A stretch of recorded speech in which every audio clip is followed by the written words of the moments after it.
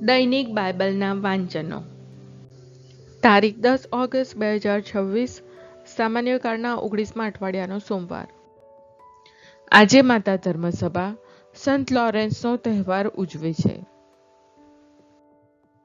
પહેલું વાંચન કોરિન્થના ધર્મસંઘ પર સંત પાઉલનો બીજો પત્ર અને શુભ સંદેશનું વાંચન સંત યોહાન કૃત ગ્રંથમાંથી.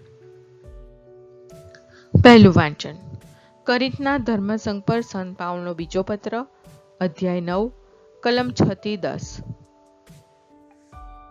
ધ્યાનમાં રાખજો.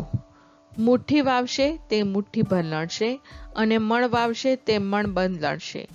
દરેકે પોતે મનથી નક્કી કર્યું હોય તે પ્રમાણે આપવું જોઈએ, કમને કે દબાણથી ન આપવું જોઈએ. હસ્તે મોઢે આપનાર ઉપર ઈશ્વર પ્રસન્ન થાય છે. વળી ઈશ્વર તમને જે જોઈએ તે મોકળે હાથે આપવા સમર્થ છે, જેથી તમારી પાસે જ્યારે જોઈએ ત્યારે જરૂરથી વધારે હોય અને તમે દરેક સારા કામમાં મોકળે હાથે આપી શકો.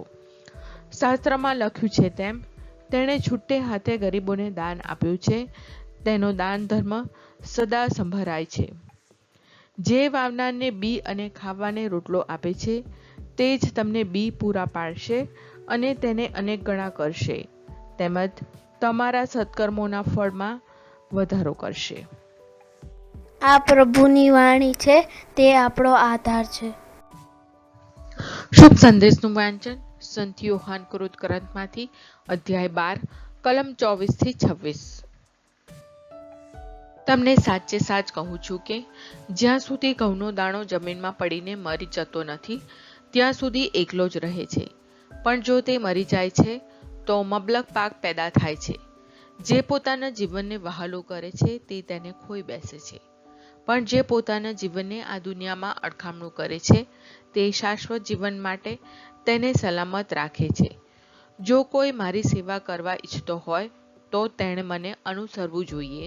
હું જ્યાં હોઈશ ત્યાં મારો સેવક પણ હશે. જે કોઈ મારી સેવા કરશે તેનું પિતા સન્માન કરશે. આ પ્રભુની વાણી છે, તે આપણો આધાર છે. પ્રાર્થના. ઓ મારા પ્રભુ ઈસુ, હું મારા પાપો માટે પસ્તાવો કરું છું. મારા પાપો માફ કરો. મારા હૃદયમાં આવો. હું તમને મારા પ્રભુ અને તારણહાર બનાવીશ. આમેન. પ્રભુ તમને સુખી રાખો અને તમારી સંભાળ રાખો. પ્રભુની તમારા ઉપર કૃપા દ્રષ્ટિ અને મહેરબાની હો. પ્રભુની તમારા ઉપર પ્રસન્નતા હો અને તે તમને શાંતિ બક્ષો.